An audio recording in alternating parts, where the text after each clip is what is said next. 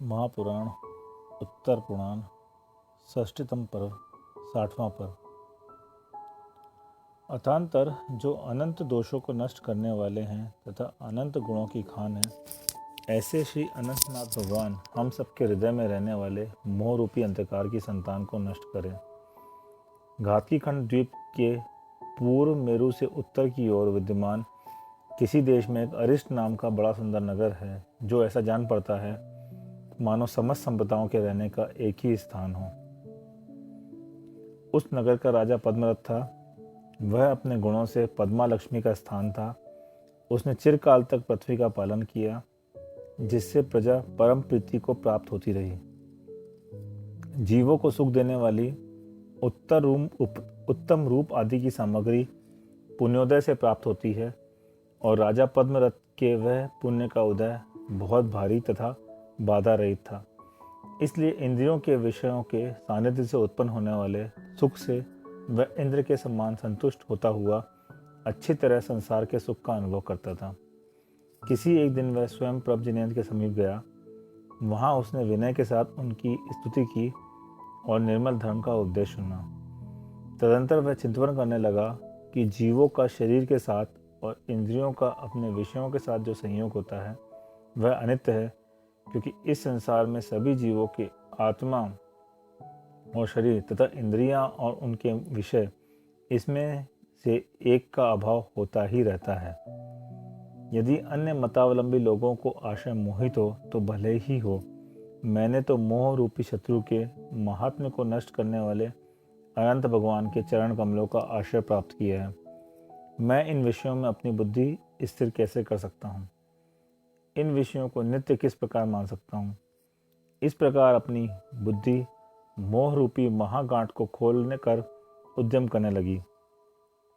तदनंतर जिस प्रकार चारों ओर लगी हुई वनाग्नि ज्वालाओं से भयभीत हुआ हरण अपने बहुत पुराने रहने के स्थान को छोड़ने का उद्यम करता है, उसी प्रकार वह राजा भी चिरकाल से रहने के स्थान स्वरूपी संसार रूपी स्थली को छोड़ने का उद्यम करने लगा। उसने घनरथ नामक पुत्र के लिए राज्य देके संयम धारण कर लिया और 11 अंगरूपी सागर का पारगामी होकर तीर्थंकर प्रकृति का बंध किया। अंत में संलेखना धारण कर शरीर छोड़ा और अच्युत स्वर्ग के पुष्पोत्तर विमान में इंद्रप्रथ प्राप्त किया। वहां उसकी आयु 22 सागर थी। शरीर 3.5 हाथ का था। शुक्ल लेश्या थी। वह 11 माह में एक बार श्वास लेता था। 22,000 वर्ष बाद आहार ग्रहण करता था। मानसिक प्रविचार से सुखी रहता था। तमाप्रभा नाम की 6वीं पृथ्वी तक उसका अवधि ज्ञान था, और वहीं तक उसका बल विक्रिया और तेज था। इस प्रकार चिरकाल तक सुख भोगकर वह इस मध्यम लोक में आने के लिए सम्मुख हुआ। उस समय जम्बू द्वीप के दक्षिण भारत क्षेत्र की अयोध्या नगरी में इक्ष्वाकु वंशी काश्यप गोत्री महाराज सिंहसेन राज्य करते थे। उनकी महारानी का नाम जयश्यामा था। देवों ने उसके घर के आगे 6 माह तक रत्नों की शेष धारा बरसाई।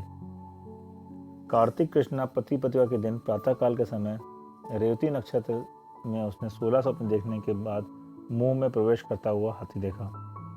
अवधि ज्ञानी राजा से उन सपनों का फल जाना। उसी समय वह अच्युतेंद्र उसके गर्भ में आकर स्थित हुआ, जिससे वह बहुत भारी संतोष को प्राप्त हुई। तदनंतर देवों ने गर्भ कल्याणक का अभिषेक कर वस्त्रमाला और बड़े बड़े आभूषणों से महाराज सिंहसेन और रानी जयश्यामा की पूजा की। जयश्यामा का गर्भ सुख से बढ़ने लगा। 9 माह व्यतीत होने पर उसने जयेश कृष्णा द्वादशी के दिन पूषा योग में पुण्यवान पुत्र उत्पन्न किया। उसी समय इंद्रों ने आकर उस पुत्र का मेरु पर्वत अभिषेक किया और बड़े हर्ष से आनंदित यह नाम सार्थक नाम रखा। श्री विमलनाथ भगवान के बाद 9 सागर और पौने पल पी जाने पर तथा अंतिम समय धर्म का विच्छेद हो जाने पर भगवान अनंत जिनेंद्र उत्पन्न हुए थे। उनकी आयु भी इसी अंतराल में शामिल थी। उनकी आयु 3 लाख वर्ष की थी। शरीर 50 धनुष ऊंचा था। दैदीप्यमान सुवर्ण के समान रंग था, और वे सब लक्षणों से सहित थे। मनुष्य विद्याधर और देवों के द्वारा पूजनीय भगवान अनंतनाथ ने 7,50,000 वर्ष बीत जाने के बाद राज्याभिषेक प्राप्त किया था, और जब राज्य करते हुए उन्हें 15 लाख वर्ष बीत गए तब किसी एक दिन उल्कापात देखकर उन्हें यथार्थ ज्ञान उत्पन्न हो गया। वे सोचने लगे कि यह दुष्कर्म रूपी वेल अज्ञान रूपी बीज से उत्पन्न हुई है, असंयम रूपी पृथ्वी के द्वारा धारण की हुई है, प्रमाद रूपी जल से सींची गई है, कषाय इसकी संस्करण यष्टि है, बड़ी मोटी शाखा है, योग के आलंबन से बड़ी हुई है, तिर्यंच गति के द्वारा फैली हुई है, वृद्धावस्था रूपी फूलों से ढकी हुई है, अनेक रोगी इसके पत्ते हैं और दुख रूपी दुष्ट फलों से झुक रही है। मैं इस दुष्ट कर्म रूपी वेल को शुक्ल ध्यान रूपी तलवार के द्वारा आत्म कल्याण के लिए जलन मुंह से काटना चाहता हूँ। ऐसा विचार करते ही स्तुति करते हुए लोकांतिक देव आ पहुंचे। उन्होंने उसकी पूजा की। विजयी भगवान ने अपने अनंत विजय पुत्र के लिए राज्य दिया। देवों ने तृतीय दीक्षा कल्याण की पूजा की। भगवान सागरदत्त नामक पातकी पर सवार होकर सहेतुक वन में गए और वहां वेला का नियम लेकर ज्येष्ठ कृष्ण द्वादशी के दिन स्वायंकाल के समय 1000 राजाओं के साथ दीक्षित हो गए। जिन्हें मनः पर ज्ञान प्राप्त हुआ है और जो सामायिक संयम से सहित हैं, ऐसे अनंतनाथ दूसरे दिन चैया के लिए साकेतपुर में गए। वहाँ सुवर्ण के समान कांति वाले विशाख राजा ने उन्हें आहार देकर स्वर्ग तथा मोक्ष की सूचना देखने वाले पंचाश्चर्य प्राप्त किए। इस प्रकार तपस्या करते हुए जब छद्म संवत्सर के 2 वर्ष बीत गए, तब पूर्वोक्त सहेतुक वन में अश्वत्थ पीपल वृक्ष के नीचे चैत्र कृष्ण अमावस्या के दिन सायकाल के समय रेवती नक्षत्र में उन्होंने केवल ज्ञान उत्पन्न किया। उसी समय देवों ने चतुर कल्याण की पूजा करी। जय आदि 50 गणधरों के द्वारा उनकी दिव्य ध्वनि का विस्तार होता था। वे 1019 पूर्व ध्वनि के द्वारा वंदनीय थे। 3200 वात करने वाले मुनियों के स्वामी थे। 39,500 शिक्षक उनके साथ रहते थे। 4,300 अवधि ज्ञानी उनकी पूजा करते थे। वे 5,000 केवल ज्ञानियों से सहित थे। 8,000 विक्रिया रिद्धि के धारकों से विभूषित थे। 5,000 मनापर्य ज्ञानी उनके साथ रहते थे। इस प्रकार सब मिलाकर 66,000 मुनि उनकी पूजा करते थे। सर्वश्री को आदि लेकर 1,08,000 आरिकाओं का समूह उनके साथ था। 2 लाख श्रावक उनकी पूजा करते थे और 4 लाख श्राविकाएं उनकी स्तुति करती थी। वे असंख्यात देव देवियों के द्वारा स्तुत थे और संख्यात त्रियजनों से सेवित थे। इस तरह 12 सभाओं में विद्यमान भव्य समूह के अग्रणी थे। पदार्थ कथनचित सद्रूप है और कथनचित असद्रूप है। इस प्रकार विधि और निषेध पक्ष के सद्भाव को प्रकट करते हुए भगवान अनंतजित ने प्रसिद्ध देशों में विहार कर भव्य जीवों को सन्मार्ग में लगाया। अंत में समय शिखर पर जाकर उन्होंने विहार करना छोड़ दिया था और 1 माह का योग निवृत्त कर 6100 मुनियों के साथ प्रतिमा योग धारण कर लिया तथा चैत्र कृष्ण अमावस्या के दिन रात्रि के प्रथम भाग में चतुर्थ शुक्ल ध्यान के द्वारा परम पद प्राप्त किया। उसी समय देवों के समूह ने आकर बड़े आदर से विधि पूर्वक अंतिम संस्कार किया और यह सब क्रिया करके वे सब और अपने अपने स्थानों पर चले गए। जिन्होंने मिथ्यात्व रूपी सघन अंधकार से भरे हुए समस्त लोक को सम्यक न्याय रूपी किरणों से शीघ्र ही प्रकाशित कर दिया है, जो मिथ्या शास्त्र रूपी उल्लुओं से द्वेष करने वाले हैं, जिनकी उत्कृष्ट दीप्ति अत्यंत प्रकाशमान है और जो भव्य जीव रूपी कमलों को विकसित करने वाले हैं, ऐसे श्री अनंत जित भगवान रूपी सूर्य तुम सबके पाप को जलावे। जो पहले पद्मरथ के नाम से प्रसिद्ध राजा हुए, फिर तप के प्रभाव से निशंक बुद्धि के धारक अच्युतेंद्र हुए और फिर वहां से चयकर मरण को जीतने वाले अनंतजित नाम का जिनेंद्र हुए, वे अनंत भावों में हारने वाले मरण से तुमको रक्षा करे। इन्हीं अनंतनाथ के समय में सुप्रभ बलभद्र और पुरुषोत्तम नामक नारायण हुए, इसलिए इन दोनों के तीनों भावों का छेद कहता हूँ। इसी भरत क्षेत्र में पोदनपुर नगर में राजा वसुषण रहते थे। उनकी महारानी का नाम नंदा था, जो अतिशय प्रसन्नवदनी थी। यद्यपि उस राजा की 500 स्त्रियां थी, तो भी वह नंदा के ऊपर ही विशेष प्रेम करता था। तो ठीक ही है, क्योंकि बसंत ऋतु में अनेक फूल होने पर भी भ्रमर आम्र मंजरी पर ही अधिक उत्सुक रहता है। मलय देश का राजा चंड शासन राजा वसुषण का मित्र था, इसलिए वह किसी समय उनके दर्शन के लिए पोदनपुर आया। पाप के उदय से प्रेरित हुआ चंड शासन नंदा को देखने पर उससे मोहित हो गया, अतः वह दुर्बुद्धि किसी उपाय से उसे हरकर अपने देश में ले गया। राजा वसुषण असमर्थ था, अतः उस पराभव से दुखी हुआ। चिंता यूपी यमराज उसके प्राण खींच रहा था, परंतु उसे शास्त्र ज्ञान का बल था, अतः वह शांत होकर शेर नामक गदर के पास जाकर दीक्षित हो गया। उस महाबलवान ने सिंह निष्क्रिय अधिक कठिन तप कर यह निदान किया, यदि इस तपस्या का कुछ फल हो तो अन्य जन्म में ऐसा राजा हूँ जिसकी आज्ञा का कोई भी उल्लंघन न कर सके। तदनंतर संन्यास स्मरण कर वह सहस्त्रार्थ नामक 12वें स्वर्ग में गया। वहाँ 18 सागर की उसकी आयु थी। अतंतर जम्बूद्वीप के विदेश क्षेत्र में एक संपत्ति संपन्न नंदन नाम का नगर है। उसमें महाबल नाम का राजा राज्य करता था। वह प्रजा की रक्षा करता हुआ सुखों का उपभोग करता था। अत्यंत धर्मात्मा था, श्रीमान था। उसकी कीर्ति दिशाओं में अंत तक फैली थी और वह याचकों की पीड़ा दूर करने वाला था, बहुत दानी था। एक दिन उसे शरीर आदि वस्तुओं के यथार्थ स्वरूप का बोध हो गया, जिससे वह उससे विरक्त होकर मोक्ष प्राप्त करने के लिए उत्सुक हो गया। उसने अपने पुत्र के लिए राज्य दिया और प्रजापाल नाम अरहंत के समीप संयम धारण कर सिंह निष्क्रिय नाम का तप किया। अंत में संन्यास धारण कर 18 सागर की स्थिति वाले सहस्त्रार्थ स्वर्ग में उत्पन्न हुआ। वहाँ चिरकाल तक भोग भोगता रहा। जब अंतिम समय आया तब शांत चित्त होकर मरा और इसी जम्बूद्वीप संबंधी भरत क्षेत्र की द्वारवती नगरी के राजा सोमप्रभ की रानी जयवंती के सुप्रभ नाम का सुंदर पुत्र हुआ। वह सुप्रभ दूसरे विजयात के समान सुशोभित हो रहा था, क्योंकि जिस प्रकार विजयात महायति बहुत लंबा है, उसी प्रकार सुप्रभ भी महायति उत्तम भविष्य सहित था। जिस प्रकार विजयात समुतम ऊंचा है, उसी प्रकार सुप्रभ भी समुतम उदार प्रकृति का था। और जिस प्रकार विजयात देव और विद्याधरों का आश्रय आधार रहने का स्थान है, उसी प्रकार सुप्रभ भी देव और विद्याधरों का आश्रय रक्षक था। और जिस प्रकार विजयात श्वेतिमा शुक्लवर्ण को दान करता है, उसी प्रकार सुप्रभ भी श्वेतिमा शुक्लवर्ण अर्थात कीर्ति संबंधी शुक्लवर्ण का धारण करता है।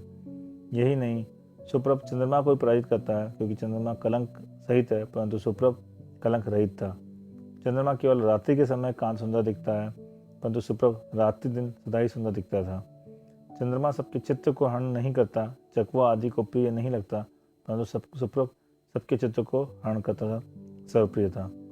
और चंद्रमा पद्मानंद विधायी नहीं है, कमलों को विकसित नहीं कर सकता, परंतु सुप्रभ पद्मानंद विधायी था, लक्ष्मी को आनंदित करने वाला था।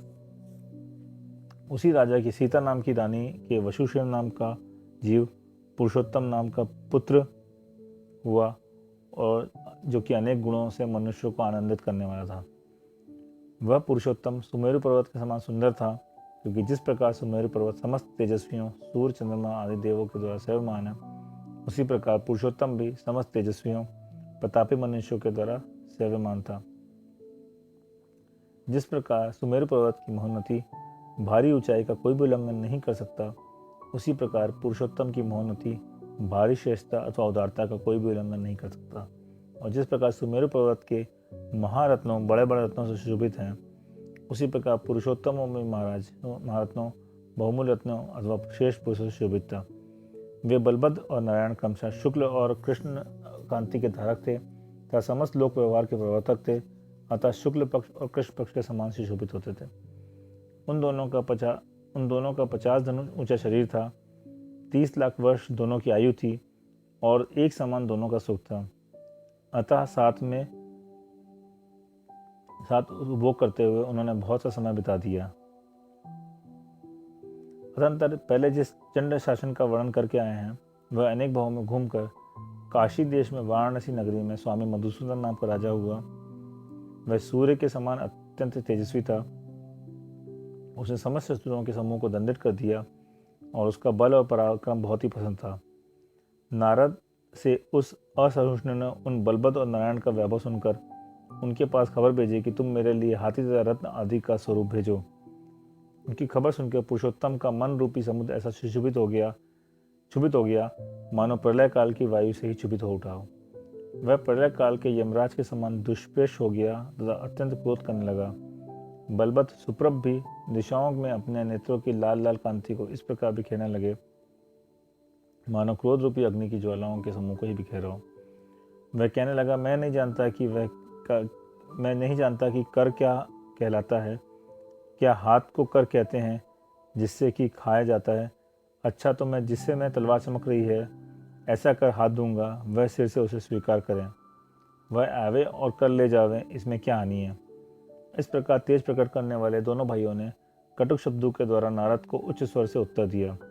तुरंत यह समाचार सुनकर मधुसूदन बहुत ही कुपित हुआ और उन दोनों भाइयों को मारने के लिए चला तथा वे दोनों भाई भी क्रोध से मारने के लिए चले। दोनों सेनाओं का ऐसा संग्राम हुआ मानो सब संहारी करना चाहते हों।